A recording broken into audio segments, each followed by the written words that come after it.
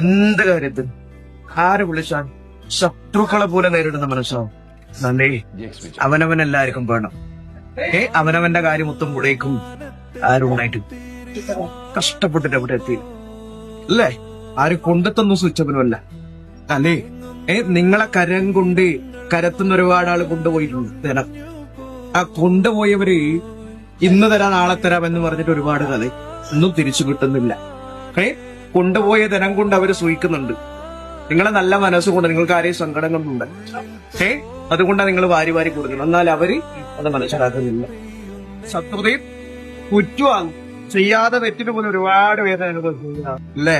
ഞാൻ അറിയാത്ത കാര്യമൊന്നുമില്ല. നിങ്ങൾ എവിടെ പോകുന്ന കാലത്ത് തന്നെയാ ചിന്തിക്കുന്നു. ഇനി അല്പകാര്യമായിട്ടുണ്ട്, ഇനി അല്പകാര്യം കൂടി ആവാനുണ്ട്. അതിന്റെ മനസ്സിലാണ് അല്ലേ? നല്ല മനസ്സ് തരണ്ടേ? കൊതിച്ചത് കിട്ടൂല, വിധിച്ചത് കിട്ടും അല്ലെ? താൻ ബാധി ദൈവം ബാധി അല്ലെ? പരിശ്രമം ചെയ്യുകയിൽ എന്തിനേയും വശത്തിലാക്ക കഴിവുള്ളവണ്ണം ദീർഘങ്ങളാം കരങ്ങൾ നൽകിയത്രേ മനുഷ്യനെ പാരലീശ്വര എന്നാ പറയും. പരിശ്രമിച്ചു നേടുന്ന പറയുക ഉണ്ട്. മുത്തപ്പനൊന്നേ പറയാനല്ലോ ശ്രദ്ധിക്കണമെന്നുമായിട്ട് ശത്രുക്കളുണ്ട്. വീടാൻ വേണ്ടി അതുപോലെ വീണെടുത്തുന്ന കൈപിടിക്കാൻ ഞാനുണ്ടാവും. വലുതായിട്ട് വരേണ്ടത് ചെറിയ രൂപത്തിൽ ഇങ്ങനെ കഴിഞ്ഞാൽ പോരാ.